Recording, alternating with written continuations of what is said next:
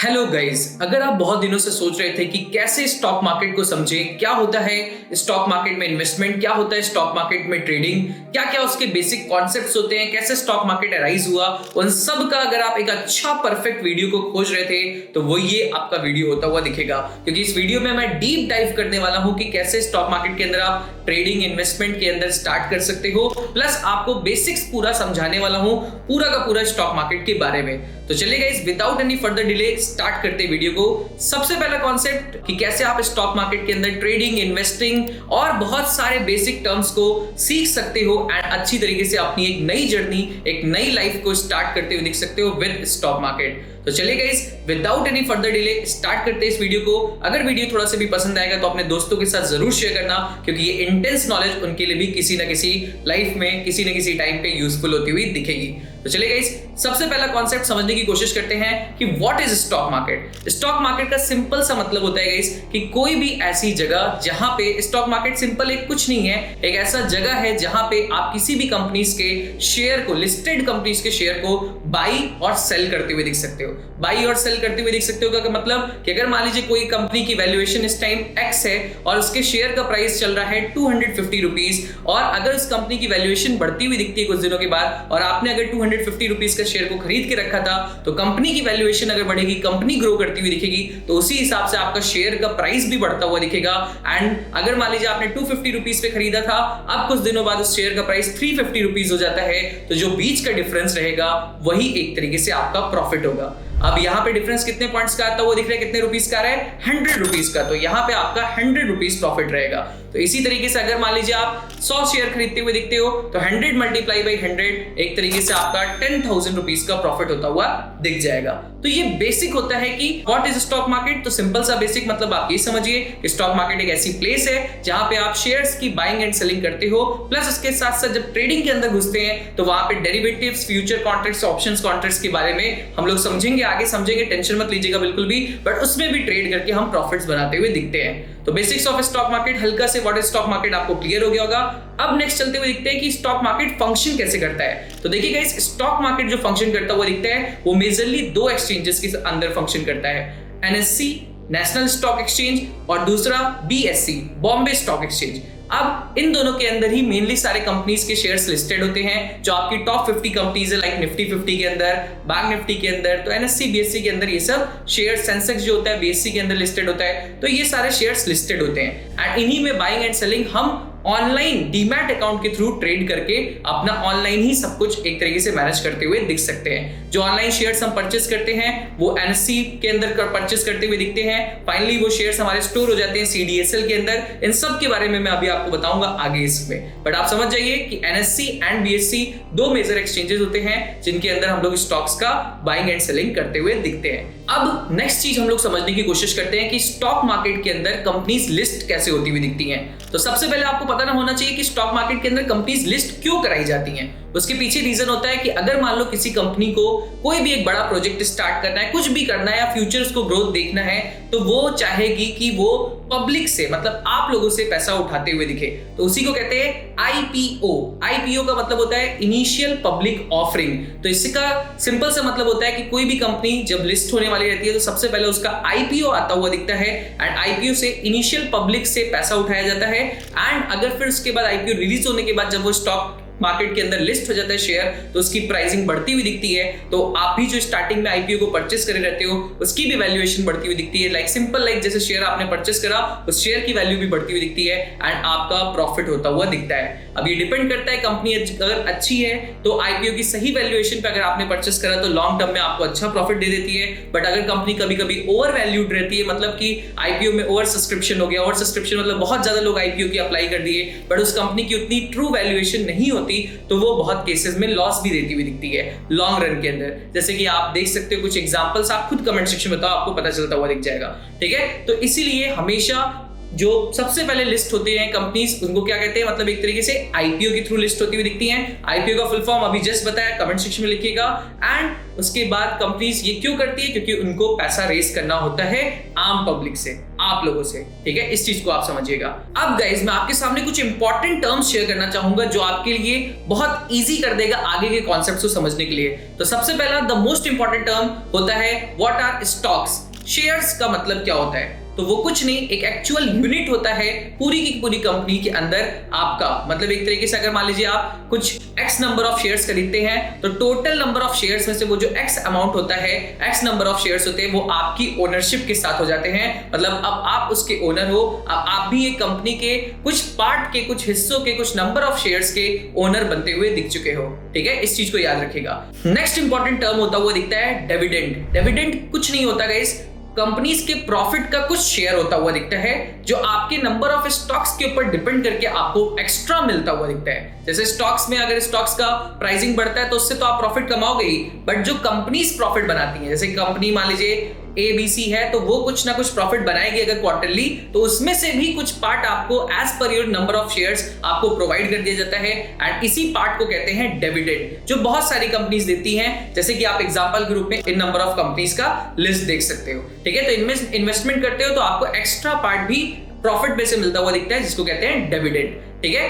अब next important term आपने बहुत जगह सुना होगा, बुल मार्केट। तो बुल मार्केट का मतलब यही होता है कि जब मार्केट्स आपका अप साइड में भागती हुई दिखती हैं, मार्केट्स के अंदर जो स्टॉक्स होते हैं वो काफी अच्छी ग्रोथ दिखाते हुए दिखते हैं, तो मार्केट्स ग्रो करती है, इंडिया की जीडीपी ग्रो करती है, हमारे बाजार बढ़ते हुए दिखते हैं, तो एक तरीके से कहते हैं कि बुल मार्केट चलता हुआ दिख रहा है। मतलब इस टाइम मार्केट में बायर्स ज्यादा हैं एज कंपेयर टू सेलर्स, कहीं ना कहीं ओवरऑल कैपिटल मार्केट के अंदर, एंड इसीलिए इस मार्केट्स को कहते हैं bull market. Fourth important term होता हुआ दिखता है बियर मार्केट। जैसे अभी आपने समझा बुल मार्केट को, वैसे ही same to same bear market होता है, बट इस केस में स्टॉक्स में सेल ऑफ आता हुआ दिखता है। स्टॉक्स महंगे दामों पे बेचे जाते हैं या नीचे के दामों पे भी, पैनिक में भी बेचे जाते हैं, एंड मार्केट्स ग्रेजुअली जहां पे ग्रोथ दिखा रही थी वहां पे अब डिक्लाइन दिखाना शुरू कर देती है, मार्केट्स में एक फॉल आना शुरू हो जाता है, तो उसी को कहते हैं बियर मार्केट। जो हमेशा समझो मार्केट्स साइकिल में फंक्शन करता है, कभी कभी मार्केट्स के अंदर बुल मार्केट रहता है, फिर मार्केट के अंदर बियर मार्केट भी आता हुआ दिखता है। तो जब स्टॉक्स फॉल करे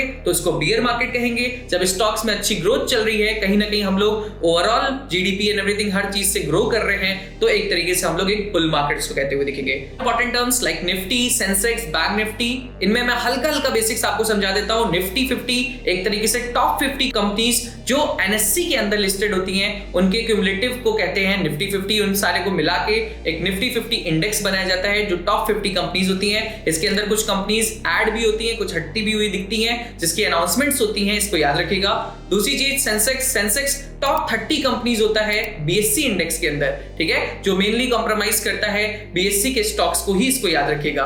और इसके बाद होता है निफ्टी बैंक, ऐसे और भी होते हैं बट निफ्टी बैंक मेनली जो मेजर 8-9 बैंक्स हैं उनका बना हुआ एक इंडेक्स है, like Axis bank, HDFC bank, इन सब से बना हुआ आईसीआईसीआई बैंक, जिसमें प्राइवेट, पीएसयू सब टाइप्स के बैंक्स अवेलेबल होते हैं, एंड उनसे बना हुआ बैंकिंग सेक्टर का मेजर इंडेक्स बैंक निफ्टी कहलाता हुआ दिखता है। इसी तरीके से आगे फिन निफ्टी और भी बहुत सारे होते हैं, जिसके बारे में हम लोग अपकमिंग वीडियोस में लर्न करेंगे। तो चलिए गाइस, अब हम लोग स्टार्ट करते हैं कि समझने की कोशिश करते हैं कि how to buy a stock, ठीक है। तो the basic requirement to start buying a stock, मतलब आप बाई करना चाहते हो या सेल करना चाहते हो किसी भी स्टॉक को, तो सबसे पहले द बेसिक रिक्वायरमेंट आपके पास होनी चाहिए, वो है आपके पास एक डीमैट अकाउंट। तो डीमैट अकाउंट का ओपनिंग का लिंक्स मैंने डिस्क्रिप्शन में देके रखे हुए हैं। डीमैट अकाउंट एक ऑनलाइन आपका अकाउंट ओपन हो जाएगा, जिसके अंदर आप अपने स्टॉक्स को बाई कर सकते हो, सेल कर सकते हो, ट्रेड्स कर सकते हो, सब कुछ स्टॉक मार्केट का आप अपने ब्रोकर के अंदर करते हुए दिख सकते हो, अपने डीमैट अकाउंट के अंदर करते हुए दिख सकते हो। तो जो बेस्ट ब्रोकर के लिंक्स हैं वो मैंने डिस्क्रिप्शन में देके रखे हुए हैं। मैं भी पर्टिकुलरली धन को ही मेनली यूज करता हुआ दिखता हूं, तो आप उसमें अकाउंट ओपन कर लीजिए, क्योंकि उसमें बहुत सारे लेटेस्ट फीचर्स ऐड होते हुए दिखते हैं एंड उसके साथ साथ हटते हुए भी दिखते हैं। मैं धन और फायर्स को मेनली यूज करता हूं, दोनों के लिंक डिस्क्रिप्शन में है, और भी जो भी अकाउंट ओपनिंग लिंक है उससे आप अपना अकाउंट ओपन करके डीमैट अकाउंट को तुरंत से ओपन कर लीजिए, क्योंकि यहीं पे आप स्टॉक्स को बाई एंड सेल करने वाले हो।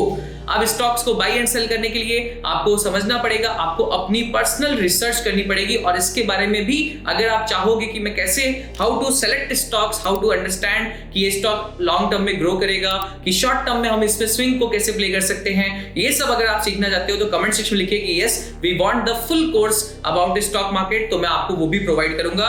कम से कम 2000 कमेंट्स चाहिए मुझे ताकि मैं अपकमिंग वीडियोस में उसके बारे में भी आपको बता पाऊं। तो जल्दी से अपना डीमैट अकाउंट ओपन करिए और कमेंट भी कर दीजिए कि यस हमको भी सिखाइए कि कैसे स्टॉक्स को एनालाइज करें, कैसे समझे कि यहाँ पे मार्केट्स ग्रो कर सकता है, यहाँ पे स्टॉक की वैल्यू बढ़ सकती है। तो मैं जल्द से जल्द इसका पार्ट 2 भी आपके साथ शेयर करने वाला हूं। अब गाइस नेक्स्ट समझने की कोशिश करते हैं। मैं होप करता हूं आपने अपना अकाउंट, डीमैट अकाउंट अभी ओपन कर लिया होगा या तो इस वीडियो को देखने के बाद डिस्क्रिप्शन वाले लिंक से ओपन कर लोगे। तो उसके बाद how to buy and sell stocks, उसमें सिंपल होता है कि आप कोई भी स्टॉक को आप सर्च ऊपर दिखता है उस पे सर्च करते हो कि यार HDFC बैंक आपने सर्च करा तो आपके सामने HDFC बैंक का पूरा चार्ट खुलता हुआ दिख जाएगा। HDFC बैंक का शेयर प्राइस, ओपन, हाई, लो, क्लोज, कितने पे क्लोज हुआ, कितने पे क्या होता हुआ दिखा, हर चीज ओपन होता हुआ दिख जाएगा और वहां पे एक बाई और सेल की भी बटन दिखेगी। बाई और सेल की बटन के साथ साथ आप जैसे ही बाई करने जाओगे तो वहां पे आपको 2 टाइप्स के ऑर्डर दिखेंगे। पहला होता है एक मार्केट ऑर्डर, जैसे कि मान लीजिए मार्केट अभी चल रही हैं तो आप उसी वक्त जो भी प्राइस चलता हुआ दिख रहा है, आस्क और बिड के हिसाब से जो भी प्राइस आपका चल रहा है उस प्राइस पे अगर आप बाई करना चाहते हो तो मार्केट ऑर्डर पे आप बाई का ट्रेड को पंच कर सकते हो, बाई के ऑर्डर को डाल सकते हो। तो इससे क्या होगा, जो भी प्राइस चल रहा है उस प्राइस पे मार्केट्स में तुरंत से आपका स्टॉक आपके पास आता हुआ दिख जाएगा। दूसरा होता है लिमिट ऑर्डर मतलब कि आप किसी पर्टिकुलर लेवल पे आने के बाद उस स्टॉक को खरीदना चाहते हो। मान लेते हैं अभी चल रहा है स्टॉक की प्राइस 300, बट आप चाहते हो कि जब ये 280 के आसपास आए तब मैं परचेस करता हुआ दिखूं, तो वहां का आप लिमिट ऑर्डर को सेट कर देते हो। तो उससे क्या होता है कि जब वो प्राइस नीचे आ जाता है 280 पे आता हुआ दिखता है तब वो ऑर्डर आपका एग्जीक्यूट होता है एंड उसके बाद अगर मार्केट ऊपर जाती हुई दिखती है, अगर उस शेयर का प्राइस बढ़ता हुआ दिखता है तो आपका प्रॉफिट होता है और अगर शेयर का प्राइस और कम होता हुआ दिखता है तो आपका वहां पे लॉस होता हुआ दिखता है। मैं होप करता हूं आपको ये भी समझ में आ गया होगा कि what is market order, what is limit order, दोनों के बीच का डिफरेंस आपको क्लियर हो गया होगा। अभी तक के कॉन्सेप्ट्स एंड चीजों को सुन के आपको लग रहा होगा वाह स्टॉक मार्केट तो बहुत इजी चीज है, मैं भी स्टार्ट करूंगा और मैं भी करोड़ों का प्रॉफिट छापूंगा, बट ऐसा नहीं होता। हर चीज जितना अच्छी दिखती है उतने के साथ साथ उसके पीछे रिस्क भी होता हुआ दिखता है। तो स्टॉक मार्केट के अंदर बहुत रिस्की प्लेस भी है। स्टॉक मार्केट के अंदर हमेशा आपको अपने बेसिक रिस्क रिवॉर्ड को भी फॉलो करके चलना पड़ता है। आपको समझना पड़ता है जो स्टॉक्स के प्राइसेस भी होते हैं वो काफी ज्यादा फ्लक्चुएट करते हैं, उनके अंदर काफी सारे इवेंट्स होते हैं, उनके रिजल्ट्स आते हैं, क्वार्टरली रिजल्ट्स, इन सब चीजों की भी एनालिसिस आपको हमेशा देखते रहना पड़ता है, तभी आप उससे जज कर पाते हो कि वो स्टॉक लॉन्ग टर्म में ग्रो करेगा।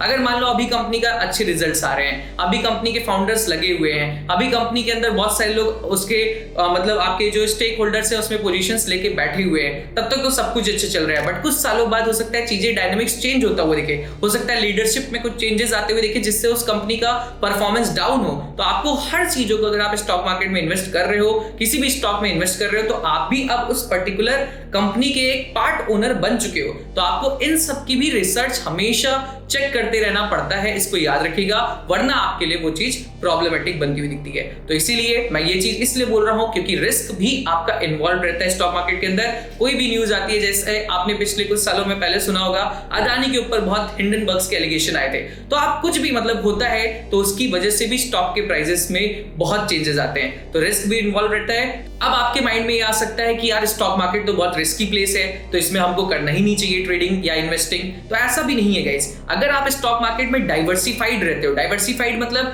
किसी भी एक स्टॉक को पकड़ के नहीं सिर्फ काम करते हो, जैसे कि कोई एक स्टॉक खरीद लिया आपने और सोच रहे हो सिर्फ यही आपको बहुत ज्यादा बढ़ा देगा, रिच बना देगा, तो ऐसा मार्केट्स में नहीं होता। ठीक है, आपको अपना पोर्टफोलियो को डाइवर्सिफाई करना पड़ता है कि अलग अलग जगह पे अलग अलग स्टॉक्स में अलग अलग चीजों में इन्वेस्ट करके रखना पड़ता है। तो उससे क्या होता है कि अगर मान लो कोई चीज एक लो परफॉर्म करता हुआ दिख रहा है या कोई चीज की न्यूज गड़बड़ आती हुई दिख गई या उसके क्वार्टरली रिजल्ट्स अच्छे नहीं आते हुए दिखे, तो कोई और स्टॉक जिसमें आपने डाइवर्सिफाइड पोर्टफोलियो क्रिएट करके रखा है वो अगर ग्रोथ दिखाता है तो आपका कहीं ना कहीं पोर्टफोलियो ओवरऑल ग्रोथ की तरफ बढ़ता हुआ दिखेगा। तो इसीलिए हमेशा अपनी पोजीशंस को, हमेशा अपने इन्वेस्टमेंट्स को डाइवर्सिफाई करिए, मल्टीपल जगहों पे इन्वेस्ट करिए, तो उससे क्या होगा, जो आपका रिस्क रहता है वो कम होता जाएगा एंड आप ओवरऑल लॉन्ग टर्म में ग्रो करते हुए दिखोगे, क्योंकि सब जगह एक साथ साथ गड़बड़ी नहीं आ सकती, ये आपको भी पता है। वो सब आपका आर्थिक मंदी या तो कोई बड़ा क्रैश के बिहाफी पे हो सकता है, वरना ऐसे नॉर्मली नहीं होता हुआ दिखता है। ठीक है, इस चीज को आप समझने की कोशिश करिएगा।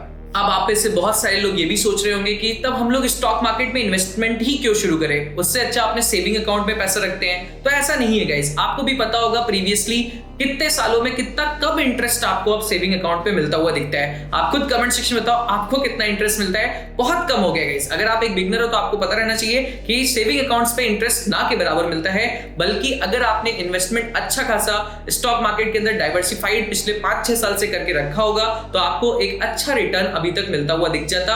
उसी अमाउंट पे जो आप सेविंग अकाउंट में रखते हुए दिखते, उसकी जगह आप उसको अगर इन्वेस्ट करते, डाइवर्सिफाई करते हुए। तो अगर स्टॉक मार्केट एक गेम ऑफ पेशेंस है, अगर आप लॉन्ग टर्म में इसमें पैसा वो डाल के थोड़े दिनों के लिए छोड़ने के लिए रेडी हो, तो लॉन्ग टर्म में जैसे जैसे इंडिया की ग्रोथ होती हुई दिखेगी, वैसे वैसे आपका समझ लीजिए पैसा भी ग्रो करता हुआ दिखेगा। इस चीज को ध्यान दीजिएगा। तो जाते जाते कुछ इंपॉर्टेंट बिगनर्स के लिए टिप्स जो मैं आपको जरूर देना चाहूंगा कि आपको समझ के रखना है कि अगर आप स्टार्ट कर रहे हो स्टॉक मार्केट के अंदर इन्वेस्टमेंट एंड एवरीथिंग की जर्नी को, देखो ट्रेडिंग के लिए मैं आपको और स्पेसिफिक वीडियोस अपकमिंग डेज में बना के दूंगा, बट अगर आप इन्वेस्टमेंट एंड एवरीथिंग शुरू करने जा रहे हो तो पहले स्टार्ट स्मॉल अमाउंट से करिएगा और अपने पोर्टफोलियो को डाइवर्सिफाई करने की कोशिश करेगा। हाँ, बहुत छोटा अमाउंट रहेगा तो डाइवर्सिफाई आप उतना नहीं कर पाओगे, बट तब भी अलग अलग स्टॉक्स को पिक करना, उसके बारे में इन डेप्थ में रिसर्च करना, जिसका मैं अपकमिंग वीडियोस में आपको बताऊंगा कि कैसे आप स्टॉक को रिसर्च कर सकते हो। उसके लिए आप सब्सक्राइब कर लो चैनल को।